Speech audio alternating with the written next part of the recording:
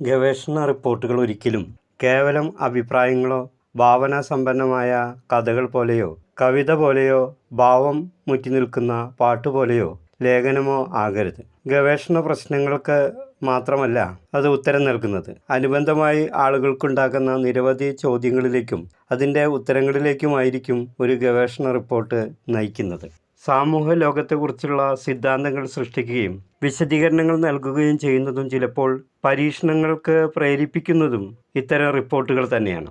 നയ രൂപീകരണത്തിലേക്ക് നയിക്കാൻ പ്രാപ്തമാണ് പലപ്പോഴും റിസർച്ച് റിപ്പോർട്ടുകൾ. സാമൂഹ്യ ശാസ്ത്രപരമായ അറിവ് നൽകുന്ന റിപ്പോർട്ടുകൾ ഗവേഷണ സ്വഭാവമനുസരിച്ച് ചിലപ്പോൾ റിപ്പോർട്ടുകൾ മാറുന്നു. ഗുണാത്മക ഗവേഷണവും ഗണാത്മക ഗവേഷണവും തമ്മിലുള്ള വ്യത്യാസം നമ്മൾക്കറിയാം.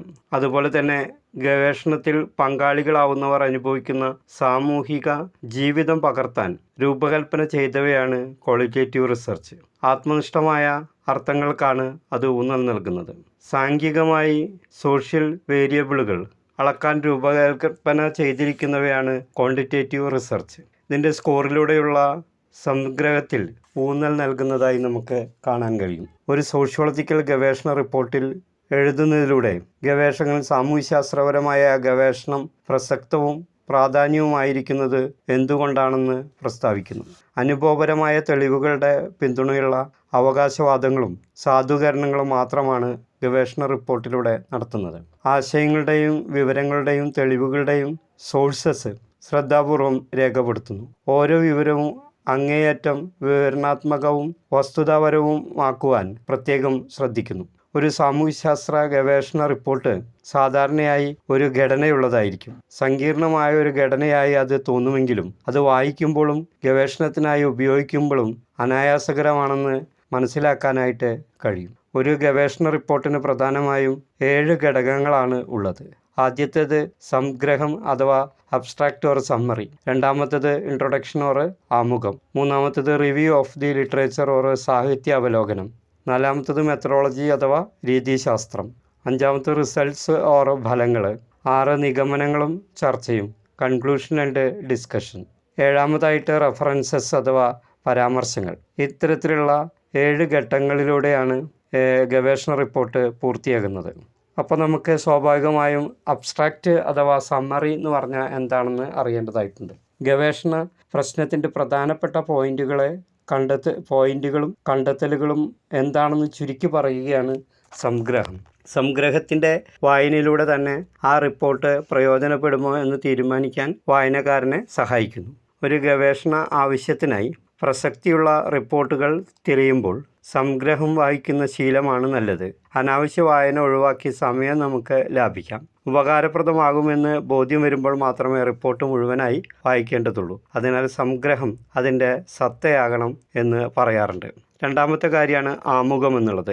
ഗവേഷണത്തിൻ്റെ വിഷയം സാമാന്യമായി എന്തുകൊണ്ട് എങ്ങനെയെന്ന് വിവരിക്കുന്നതിലൂടെയാണ് പ്രധാനമായും മനസ്സിലാക്കാൻ കഴിയുന്നത്. വിഷയം പ്രധാനമായിരിക്കുമ്പോൾ എന്തു പ്രതീക്ഷിക്കുന്നു എന്നുകൂടി പ്രസ്താവിക്കുന്നു. ആമുഖം പലപ്പോഴും റിവ്യൂ ഓഫ് ലിറ്ററേച്ചറിൽ ചുരുങ്ങിപ്പോകുന്നതായി കാണാം. ഗവേഷണ പ്രശ്നം എങ്ങനെ പ്രസ്താവിച്ചിരിക്കുന്നുവെന്ന് ആമുഖത്തിൽ വ്യക്തമാക്കണം. അതിൽ ഓരോ വാക്കിൻ്റെയും ആശയത്തിൻ്റെയും നിർവചനവും കൃത്യമായിരിക്കണം. ആധികാരികമായ നിർവചനം ലഭിക്കാത്ത പക്ഷം സന്ദർഭത്തിന് യോജിച്ച് ധർമ്മപരമായ നിർവചനം നൽകിയിരിക്കണം. ഇത്തരം കാര്യങ്ങൾ ആമുഖത്തെ സംബന്ധിച്ചിടത്തോളം വളരെ പ്രധാനമാണ്. ഇനി നമുക്കറിയേണ്ടത് സാഹിത്യ അവലോകനം അഥവാ റിവ്യൂ ഓഫ് ലിറ്ററേച്ചർ എന്ന ആശയത്തെക്കുറിച്ചാണ്. ഇവിടെ ലിറ്ററേച്ചർ എന്നതുകൊണ്ട് ഉദ്ദേശിക്കുന്നത് എഴുതി വെക്കപ്പെട്ട അഥവാ പബ്ലിഷ്ഡ് റിപ്പോർട്ടുകളും പേപ്പറുകളും ആർട്ടിക്കിളുമാണ്. ഗവേഷണത്തിൻ്റെ വിഷയത്തെക്കുറിച്ച് മറ്റ് ഗവേഷകർ കണ്ടെത്തിയ കാര്യങ്ങൾ അല്ലെങ്കിൽ വിഷയത്തിന് പ്രസക്തവും അനുബന്ധവുമായ മറ്റ് ഗവേഷണങ്ങളെക്കുറിച്ച് വായനക്കാർക്ക് വിവരങ്ങൾ ആരായാൻ കഴിയുന്ന തരത്തിലാണ് റിവ്യൂ ഓഫ് ലിറ്ററേച്ചർ അവതരിപ്പിക്കുന്നത്. ലിറ്ററേച്ചർ റിവ്യൂ അത് വായിക്കുന്ന ഗവേഷകനായ ഒരാളുടെ ഗവേഷണ ചിന്തയെ രൂപപ്പെടുത്തണം. അതൊരു വിഷയത്തെക്കുറിച്ചും അതുമായി ബന്ധമുള്ള പ്രശ്നങ്ങളെക്കുറിച്ചും ഗവേഷണം നടത്തിയ സാമൂഹിക ശാസ്ത്രകാരന്മാർ എന്താണ് കണ്ടെത്തിയതെന്നും വാദിക്കുന്നതെന്നും വായനക്കാരിൽ ബോധമുണ്ടാക്കുന്നതിന് സഹായിക്കുന്നു. പല സന്ദർഭങ്ങളിലും ഉള്ളിലേക്ക് ഇറങ്ങി ഗവേഷണം നടത്താത്ത പല വിദ്യാർത്ഥികളും ഈ അവലോകനം ഗവേഷണ പ്രബന്ധങ്ങളായി അവതരിപ്പിക്കാറുണ്ട്. സമൂഹത്തെക്കുറിച്ചുള്ള വസ്തുതകളും ആശയങ്ങളും റിവ്യൂ പ്രസ്താവിക്കുകയും പിന്തുണയ്ക്കുകയും ചെയ്യുന്നു. ഒരു ആശയം പണ്ഡിത സമൂഹത്തിന് സ്ഥിരീകരിക്കാൻ കഴിയുന്നില്ലെങ്കിൽ സാഹിത്യ അവലോകനം ശരിയല്ലെന്നും ഊഹങ്ങളാണെന്നും കരുതി പോകും. അപ്രസക്തമായ വിവരങ്ങൾ ഒരിക്കലും റിവ്യൂ ചർച്ച ചെയ്യുന്നില്ല. ലിറ്ററേച്ചർ റിവ്യൂവിന് അതിൻ്റേതായ ശക്തിയും ശബ്ദവുമുണ്ട്. വികാരങ്ങളുടെ ഉദ്ധരണികളല്ല അത്. അവ പകർത്തിയതാവാനും പാടില്ല. പകരം വികാരങ്ങൾ അല്ലെങ്കിൽ ലഭ്യമായ വിവരങ്ങൾ എവിടെ നിന്ന് കിട്ടി എന്ന് ചൂണ്ടിക്കാണിക്കപ്പെടുന്നു. അതോടൊപ്പം തന്നെ അപ്പോൾ ആശയങ്ങളും വസ്തുതകളും റിപ്പോർട്ട് എഴുതുന്ന ആൾ സ്വന്തം വാക്കുകൾ ഉപയോഗിച്ച് ചെയ്യുന്നു. ക്ലാസ്സുകളിൽ പഠിച്ച കാര്യങ്ങൾ മറ്റൊരാളോട് റിപ്പോർട്ട് ചെയ്യുന്ന ഒരു രീതിയാണ് ഇവിടെ അനുവർത്തിക്കേണ്ടത്. തെളിവുകൾ നിരത്തുന്നത് സ്വന്തം വാക്കുകളിലാണ്. റിപ്പോർട്ടിലെ വാക്യങ്ങൾ പലയിടങ്ങളിൽ നിന്ന് കോപ്പി അടിക്കാൻ പാടില്ല. അതുപോലെ തന്നെ മുറിച്ചെടുത്ത് പോസ്റ്റ് ചെയ്യാനും പാടില്ല. ലിറ്ററേച്ചറിൽ റിവ്യൂകളിൽ പലതും ബ്രാക്കറ്റിനുള്ളിൽ അവലംബങ്ങൾ ഉടനീളം കാണാറുണ്ട്. വസ്തുതകളും ആശയങ്ങളും എവിടെ നിന്നാണ് ലഭിച്ചതെന്ന് രേഖപ്പെടുത്താനുള്ള ചിട്ടയായ രീതിയുടെ ഭാഗമായിട്ടാണ് അങ്ങനെ ചെയ്യുന്നത്. വായനക്കാരൻ ഒരു സംശയം നിലനിർത്തുമ്പോഴാണ് അന്വേഷണം സ്വയം ചോദ്യം ചെയ്യപ്പെടലും അപ്പോൾ വീണ്ടും റിവ്യൂ ചെയ്യപ്പെടുകയും ചെയ്യുന്നത്. ഓരോ അവലംബവും അല്ലെങ്കിൽ സിറ്റുവേഷൻ ഉറവിടങ്ങളെക്കുറിച്ചുള്ള പൂർണ്ണ വിവരങ്ങൾ കണ്ടെത്താൻ കഴിയുന്ന റെഫറൻസുകളിലേക്ക് വായനക്കാരനെ നയിക്കുന്നു. അവലംബങ്ങളിൽ രചയിതാക്കളുടെ അവസാന പേരും പ്രസിദ്ധീകരിച്ച വർഷവും ഉൾപ്പെടുന്നു. റെഫറൻസുകളിൽ അവസാന പേരും തീയതിയും നോക്കിയാണ് ഒരാൾ സോഴ്സുകളെക്കുറിച്ചുള്ള പൂർണ്ണ വിവരങ്ങൾ കണ്ടെത്തുന്നത്. അതിനാൽ ആ വിവരങ്ങളെല്ലാം ഉൾപ്പെടുത്തണമെന്നില്ല. വിവരങ്ങൾ എവിടെ നിന്ന് വരുന്നുവെന്ന് മനസ്സിലാക്കാൻ വായനക്കാരനെ അനുവദിക്കുന്ന ചില രീതികളുണ്ട്.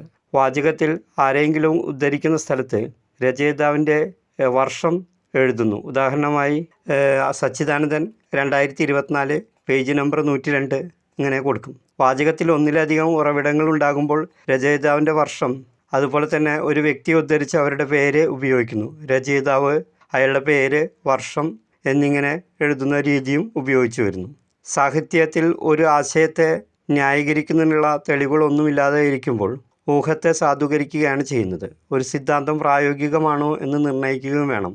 ക്വാണ്ടിറ്റേറ്റീവ് സാഹിത്യ അവലോകനങ്ങൾ ശ്രദ്ധിച്ചാൽ നമുക്ക് ചില കാര്യങ്ങൾ മനസ്സിലാക്കാനായിട്ട് സാധിക്കും.